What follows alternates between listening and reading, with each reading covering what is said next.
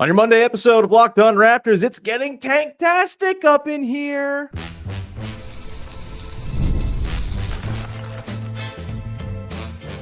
You are Locked On Raptors, your daily Toronto Raptors podcast, part of the Locked On Podcast Network, your team every day. Hey,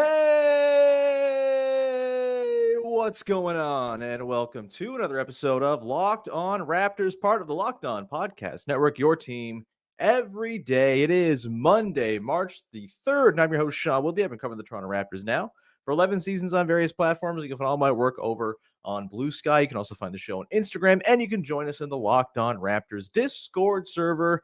A link in the description of the podcast. You can come hang out, talk ball. Great place to come and be part of our listener community. You can also go and check out the daily Locked On Raptors newsletter. QR code on the screen. If you're watching on YouTube, you can go to the link in the description of the podcast as well. If you're not watching on YouTube and you just want to go click through as you listen, and you can subscribe for free. You just drop your email in the bar and you will get fresh piping hot emails from me 5 days a week with original writing about your local basketball team. Katie Heindel, League at Large stories 4 times a week. Michael Shearer, basketball poetry every Thursday. And then Josh Lloyd, fantasy tips. Playoffs are coming up in fantasy. He can help you win your damn league. Go subscribe again. No reason not to, because it's 100% free. All right.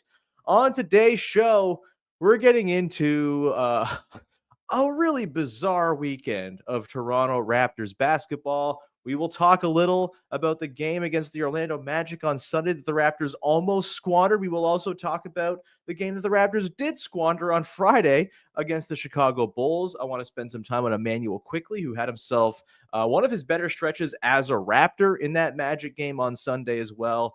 We will do all that coming up in just one sec. But just a reminder, today's episode is brought to you by our friends at FanDuel. Right now, new customers can get $150 in bonus bets if you win your first $5 bet. Go check them out. All right, let's get to it. We will, like I said, get into quickly. We'll get into the good, the bad, and the coming up later. But we should probably talk a little off the top about just how damn tanktastic that game on Friday night in Chicago was. Almost a repeat on Sunday as well, as the Raptors pissed away what was a 19-point lead and nearly blew it near the end. Of course, Franz Wagner gets contested at the rim by Scotty Barnes, misses a chance to tie and send to overtime. Whew, crazy stuff. Let's get into the Bulls one, though, because that was obviously sort of a pretty dramatic collapse from the Raptors and a kind of crazy random happenstance collapse in a couple of ways as well. But it was also a pretty important one in the grand scheme of things. And look, I'm not someone who's going to sit here for the rest of the season and get into the minutia of the tank standings math every single day. But the game against the Bulls on Friday was kind of gigantic if you're someone who is worried about the Raptors are going to finish in the draft lottery standings. And presumably the Toronto Raptors themselves, the powers that be, the front office in particular, are concerned about where the Toronto Raptors finish in the lottery standings. And so we should talk about this. Going into that game against the Bulls, there was a lot kind of at stake there when it comes to the standings and the race down the stretch. Essentially, the Raptors had a 3-game swing as a result of losing this game and handing it over to the Bulls with just an absolutely, I don't know what the word is for it. I don't think it was intentional, but it sure seemed like it was. It felt pretty pathetic. It certainly felt apathetic from the guys on the floor as it was happening. And it was also, again, just kind of random and weird. And the Bulls kind of caught fire. And I don't know, strange game. But because of that game, because the Raptors lose that game instead of win it, they come out of that game essentially 7 games up on the Bulls in the lottery standings, or 7 games back of them in the race for the play-in spot in the Eastern Conference. Only 6 games truly to like, if we're going to count the actual games, but of course that game decided the tiebreaker as well.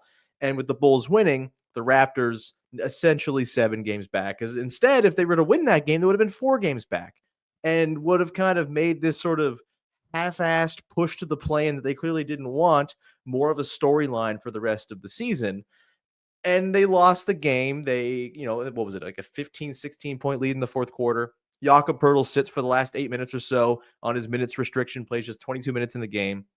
A lot of Orlando Robinson down the stretch, a lot of Jonathan Mobo, a lot of Jamal Shed, And then eventually Immanuel Quickley fouls out of this game. And, he obviously did some work to send this to overtime as well with the foul on Kobe White on the 4-point play at the buzzer to tie the game after Grady Dick of all people misses 2 free throws. Like, the stuff that happened in this game for the Bulls to actually win, when you start stacking it up, it's kind of remarkable that it all happened, but it did. And again, it's the kind of game where, look, you don't want the Raptors to make a habit of losing games like that. As much as winning games is probably not in their best interest right now, you also don't want to be building like garbage habits. You don't want to be doing stuff that really starts to seep in and just become part of the fabric of the team. And hey, the game against the Magic on Sunday, hopefully they've stopped this thing where they keep on pissing games away late. Again, you don't want to make a habit of doing this, even if it was as clutch a loss, if clutch losses exist, as you could possibly imagine to happen on Friday in that specific game against that specific opponent. Against the Bulls, you want to do that, fine. You want to go and start doing this against every team you play? I don't think that's really what you want. That's not super developmentally friendly. That's not getting the most out of what the rest of the season can be for the team. But overall, I mean, the way that game on Friday went against the Bulls, too, it was sort of like a best of both worlds type of thing. They stunted on the Bulls for 40 minutes, looked the better team for the entire first 3 quarters and 4 minutes. Didn't look like they were going to break a sweat to win this game. Scotty Barnes was fantastic. He had 24 points, kind of doing his play finishing stuff that we know he can do when he's playing off of Jakob Poeltl and RJ Barrett. Got into really good positions for the most part in this one. Hit 2 of his 3 threes. Didn't lean on the threes too much. Scored a ton from 2. 24, 8, and 6. You love that from Scotty Barnes. I thought it was a really good Immanuel Quickley game. 23, 5, and 5. 4 of 11 from downtown. Let it rip, man. 11 threes. We love that. RJ Barrett, too. I mean, near the end, pretty rough stuff. He was very culpable in how this game nearly went off the rails by the time it was all said and done. Or sorry, this one didn't. This is the game. We're talking about the Bulls game. It did go off the rails 100%. And RJ Barrett was very culpable in that. But even then, there were some really nice stretches from him running the bench unit in that game, and passing and creating. And there was some really good stuff of like zone busting with him as the guy flashing middle and passing out of that. There was some really good stuff in that game that makes you feel all right about the ultimate result, because the first 40 minutes when Jakob Poeltl was actually playing and tying things together and looking really good, by the way, and pick and roll with Immanuel Quickley, that all made a lot of sense. It was in that last 8 minutes that it all fell apart. And look, certainly Quickley, Scotty, RJ, all very culpable in that. There's no doubt about it.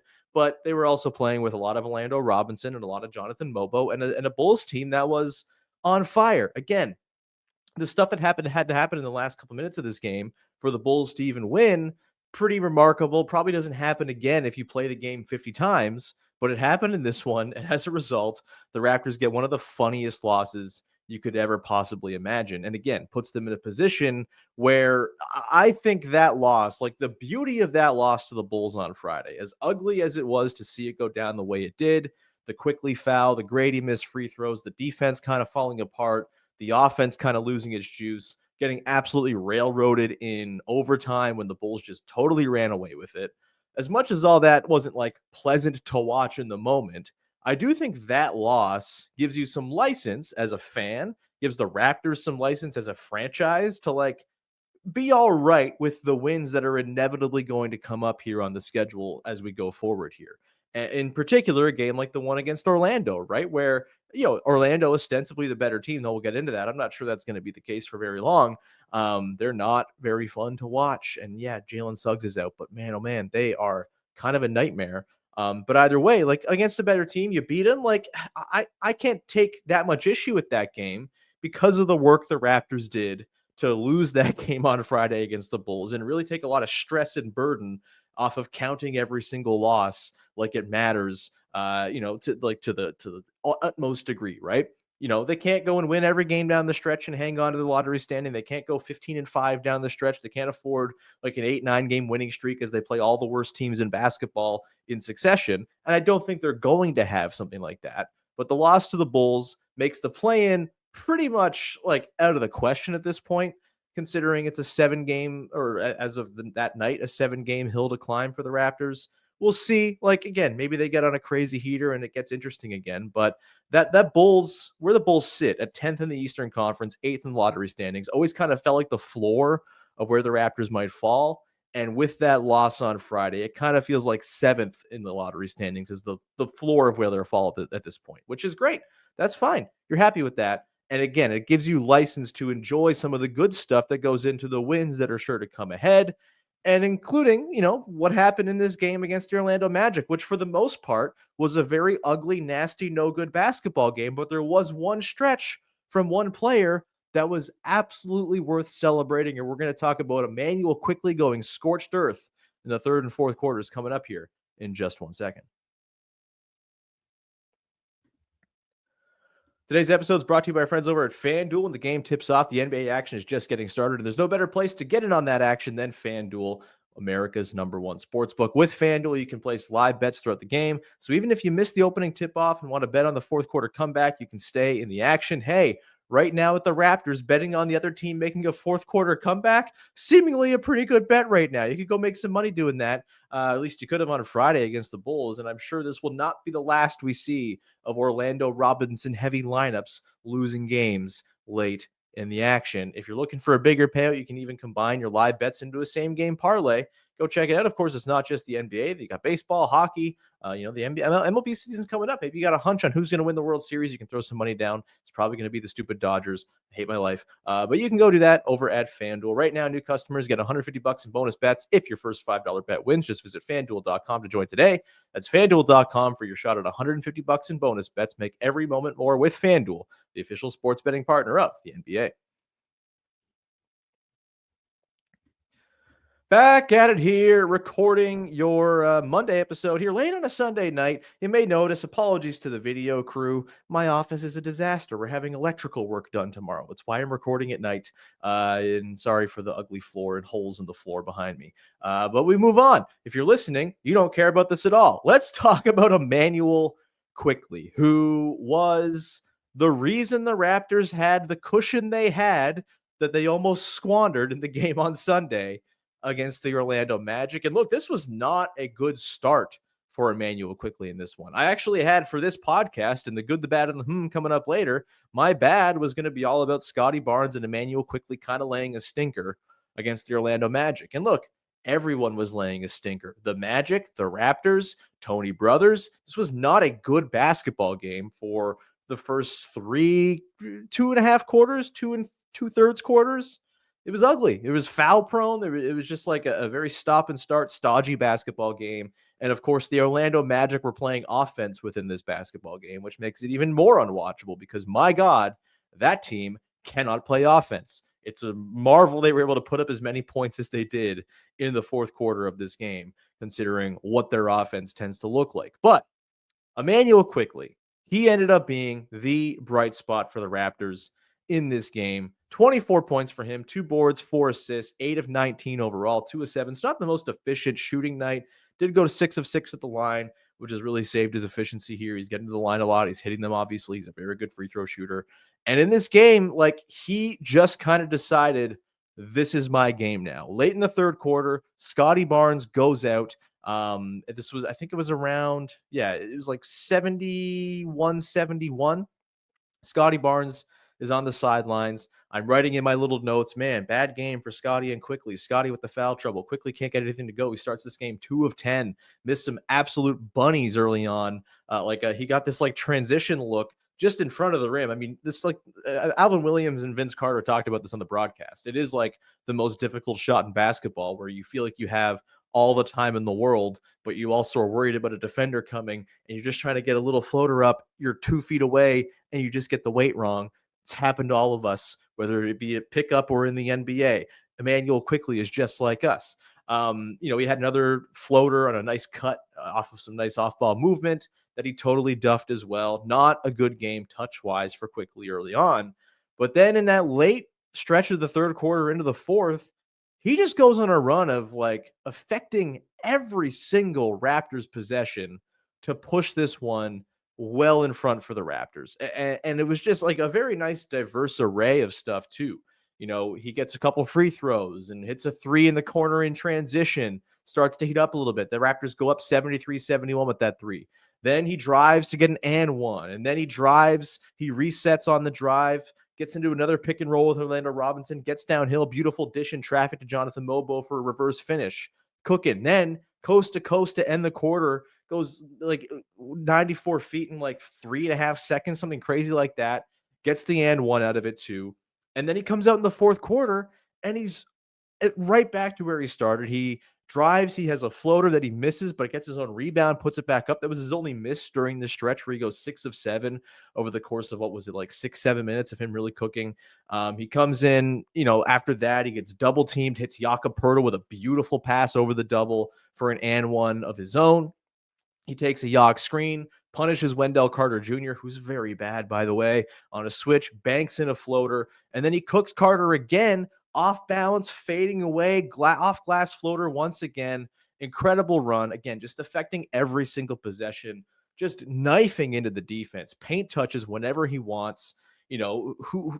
Throw whoever you want on it. Wendell Carter on those switches, not a chance. Cole Anthony, no way. Franz Wagner, like, ostensibly a pretty good long defender, didn't stand a chance. Jet Howard got burned a couple times. Nobody had an answer for Quickley in this stretch, and it was one of his better stretches as a Toronto Raptor. This was lead guard Quickley. This is the stuff that, like, and look, I'm not someone who thinks like Immanuel Quickley is some, run 100 pick and rolls a game, Damian Lillard like lead guard. I think he's a bit of a different kind of player. I think he's a very cool offensive player with on and off ball utility, some weaknesses in the on-ball department that make the off-ball stuff necessary, but he's very good off-ball. So it's not a bad thing to take him away from the ball sometimes. You're seeing, though, the rhythm's coming along here. You're seeing him settle in. And in a game like this where Scotty was out, like, there are going to be times where he can just take over a game because of the threat of his shooting and his ability to kind of turn the Jets on and get downhill. He's still got to work on the finishing around the rim. Obviously, that's still a work in progress, but he gets paint touches. He creates havoc for the defense because he touches paint and all of a sudden there's help. And then he's a very good drive and kick passer too. He's got eyes at the back of his head. He's throwing some beautiful looks out to guys. And it's great to see it come along. Again, he's back now. This is his first time playing 10 games in a row all season long. Seems like he's settling into a rhythm here. And the player we've seen over the last month or so since Quickley got back to full health is 100% worth the $32.5 million he's going to make this year in the next 4 years. This is a totally like at value or above value player, the way Immanuel Quickley's been playing since he got back. January 31st is a sweet spot date. That's the date where Quickley got back in the lineup, where he, there was like one game he took off in a back-to-back as he was kind of injury managing, getting back in the mix there, but it wasn't an actual injury. Other than that, he's been in the lineup and he's playing really well. 21, 5, and 7 on 61% true shooting per 36 minutes, 40% from deep since January 31st coming into the game tonight. He has that brilliant fourth quarter stretch against the Magic. And yeah, it's a bummer the Raptors nearly squandered it, and Quickley wasn't amazing down the stretch. I thought the Raptors actually went away from what was working with him a little too much. And look, the Magic were sending two to the ball. And when you're sending two to the ball and Orlando Robinson is the guy you're running pick and roll with, it's a little bit less effective. I understand why they try to kind of get other guys going in that late stretch. Overall, the offense as a whole just didn't really get anything good in the last few minutes of this game. It's why the Magic were able to come back despite having the Orlando Magic's offense, as the Raptors just weren't putting any points on the board. But again, they don't win this game without Quickley having that stretch. It was one of his better ones as a Raptor so far, and I think it showed a lot of the creativity he brings to the table as an offensive player, as a guy who can, be the lead guard in spots. Not every game for 48 minutes, certainly, but for little pockets of games when you need that specific flavor of pull-up shooting, of, off-ball shooting, of paint touches and drive and kick, and just kind of pulling things apart with his speed and his shooting threat. I think it's a really, really valuable, helpful player who, again, at $32.5 million for the next 5 years, I think you're completely fine if that's the guy you're getting. Obviously, we need to see it for more time, right? He's only played 10 games in full since coming back and really getting into this groove. He's got to sustain it, no doubt. There was some stuff defensively tonight where I thought he guarded Cole Anthony, who's also very bad, kind of strangely getting too up into his shirt, getting hung up on screens here and there. Wasn't his best defensive game, I would say, since coming back. I think he's had much better and some good moments defensively. since returning, but I don't know how you can't be thrilled about what he did late third, early fourth. The highlight of this game for sure, probably the highlight of his season. And yeah, Immanuel Quickley, he's doing the thing, man. He looks pretty good. We're gonna go back on the other side, wrap things up with the good, the bad, and the to send you off into the rest of your day. We will do that coming up in just one sec, including some talk about Jakob Poeltl and all those damn hustle plays. Today's show is brought to you by our friends over at DoorDash. NBA fans, get ready. They swoosh. You save thanks to Dash Pass every time a player drops 50 or more points in a game. You score a huge deal the next day. It's simple. When any player scores 50 or more in a game during the 2024-25 NBA regular season, Dash Pass members get 50% off an order, up to $10 off the next day from noon to midnight. It's that simple. Maybe you've gone to a game and you've seen in person someone carve up the Toronto Raptors at home, score 50 points. You had a couple of drinks. You go home the next day. Maybe you're not feeling so great. You wake up. You feel like you need some hangover cure of some kind. Well, all of a sudden you pull up Dash Pass. It's noon on your watch, and you can order yourself a meal of some kind to help that hangover and get yourself $10 off as well, up to $10 in your value, 50% off your order. That's great. Sign up for Dash Pass and be ready to save when any player scores 50 or more in a game. Dash Pass members get 50% off and order the next day, up to $10 off. Just use promo code NBA50 from noon to midnight after a 50-point game on eligible orders at participating merchants. Must have an active Dash Pass account. Terms apply. Visit DoorDash to learn more, and please tip your drivers. Wrapping it up here on your Monday edition of Locked On Raptors as we put a bow on a strange, almost super duper tank-tastic weekend for the Raptors. Just sort of tank-tastic. One of two, I guess, if you're if you're counting here. And man, at some point, if this keeps up, we will have to ask the question: did Darko Rajakovic achieve the ultimate level of buy-in by getting everyone on the team to accept, yes, we're going to try to lose these games? One of the only explanations, I think, for what's happened down the stretch of these last two.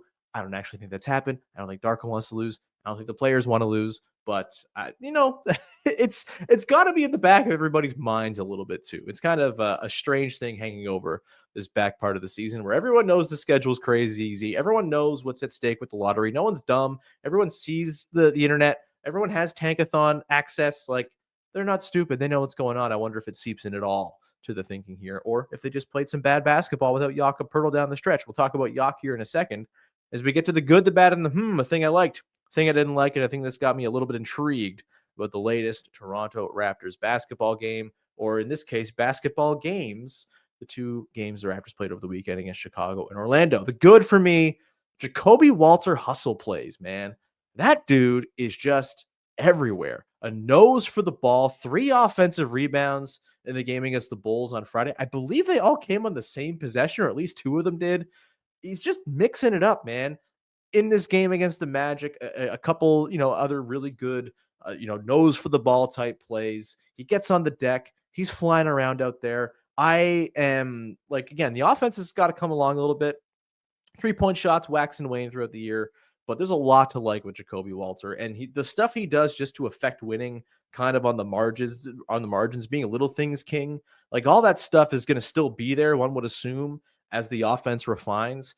And every single night he's having 1 or 2 possessions on offense where he just kind of gets into the zone. Everything slows down for him. He drives on a guy. He head fakes. He pumps. He waits for the defender to bite before putting a shot up. He's just got a pretty good basketball brain on him, man. And I am really excited to see how it all comes together in sort of the full product. I think the defensive footwork remains just well beyond what any 20-year-old rookie should be capable of. I think he's going to end up a good defender. He even had some moments in the game against the Magic, sliding and defending and getting long in front of Franz Wagner. Wagner got him a couple times, but also Walter totally stonewalled him a couple times. That's huge. Wagner's a way bigger dude than Jakob Poeltl is, but Walter's just a smart, heady player. And I really enjoy watching him play. He does stuff that he's going to be a dude who coaches love for a very long time. Let's put it that way. He's a guy who just does things that help teams win basketball games. And eventually I think the offense is going to be pretty tight as well on top of all of that. Let's get to the bad. Orlando Robinson playing important minutes. Not my cup of tea. I get what the Raptors are doing with the Jakob Poeltl minutes restriction, as our pal Blake Murphy posted on Blue Sky tonight. Like, minutes restriction, quote unquote, is an incredible tank lever to be able to pull. There's no doubt about it. I I- I'm torn on it because look, I've been someone who has been very eager to shout out the Raptors for being ethical in how they've tanked this year, right? Super competitive in games, getting it down to the wire, and then, just kind of not getting it over the finish line. It's never really taken the shape it's taken these last couple of games where they've lost leads late, but it's not really been because they've stopped playing their good players. They just lost to better teams who kind of got their crap together late. In these couple instances, it's very clearly been, yeah, we're gonna just like take the foot off the gas just ever so slightly, right? We're gonna wait an extra minute to sub in Scotty Barnes and Immanuel Quickley back as RJ Barrett runs with the bench. We're gonna throw Orlando Robinson out there for crunch time just to see what he's got. If Orlando Robinson were someone who's going to be on the team as like a no doubt long term piece, I'd have more time for it, but he's kind of not. And so I do think Orlando Robinson represents the Raptors kind of crossing the Rubicon, as it were, from being an ethical tank team to an unethical tank team. I think the loss against the Bulls on Friday, you could argue it's ethical. You could. They played 40 really good minutes of basketball, looked the better team for that stretch. And then they kind of pissed it away on purpose by not playing Jakob Poeltl down the stretch. Like, the ethics kind of fall apart for me there. At the same time, again, it was kind of random. I think they tried to win the game. Maybe it kind of fell off the rails in overtime when Quickly fouled out, and they were playing a lot of guys who should not be playing high leverage minutes in any context, let alone, or even, a game against the Bulls late in the season where it doesn't really matter. But yeah, it's the Yacht thing. We'll see how long this minutes restriction thing keeps going. Do they keep on not playing him late in games? Because, like, if he plays late in these games, there's no doubt about it. The Raptors are 2-0 this weekend, full stop. And they don't come close to losing to the Magic either. Yak is really valuable. He's really important. He makes the entire pick and roll operation with Quickley that much more effective. It's past being ethical, I think, to keep not playing Poeltl down the stretch of these games. We'll see if it persists. Ultimately, whether it's ethical or not doesn't actually matter. It's just a thing I like to sort of have a hobby horse regarding. But the minutes restriction is weird, and the way they've deployed it. I mean, they did it with Quickley too, right? Like, they weren't playing Quickley down the stretch when he first came back. Maybe this is just their standard practice, but I mean, it clearly it's gotten blatant at this point. Which, fine, whatever. I've accepted this is a tank year. I've accepted, the lotteries, what we're going to be hoping for, and I'm very hopeful of what the team can do next year. So I'm not so worried about them kind of toiling away here and trying to lose games. But yeah, the Yacht thing is like pretty obviously blatant, and it's very much taking the ethical tank and maybe hurt that case just a little bit. We'll wrap it up here with the which is just a simple question. Are the Raptors going to be like comfortably better than the Magic next year? I kind of think if I was to bet today, I would take the Raptors to finish ahead of Orlando. Once you have Ingram playing, Orlando just, man, their roster makes no sense around Franz and Paolo. And Jalen Suggs is really good. And obviously, not having Jalen Suggs is a killer for them. He's a really effective player. He's kind of their like emotional leader as well. I get why they don't look so good without him. But beyond that, like Wendell Carter Jr., just not it for me, man. Bad defensive center. Excuse me. Doesn't really stretch the way you'd think he should stretch. He got bailed out tonight, 7 of 8 from the free throw line. I don't think he was nearly as effective as his 14-9-5 line would suggest. He's trouble. I mean, Contavious Caldwell Pope, he had himself a nice game, but he feels like that was not the right signing for this team. Cole Anthony, boy, oh boy, he's been awful this season. He was terrible tonight again. I don't know, man. This team just feels like it's missing something, and that something is clearly a guard with some sort of shooting and paint touch ability. They just don't have any guard play of note on this team, and it really hurts them. Their centers aren't terribly offensively inclined either, and it just kind of makes it ugly and nasty. And I don't think Jalen Suggs is the reason why their offense isn't good. Like, they're bad with him out there too. Like, they just need some more creative force whether it's they go trade for Kobe White in the summer or Anthony Simons. And even then, like those guys are okay. I don't know if they're totally fixing all their problems with rim pressure and creativity from the guard spot, but like if they don't go get a guard this summer, 100% I'm taking the Raptors to finish ahead of them next year.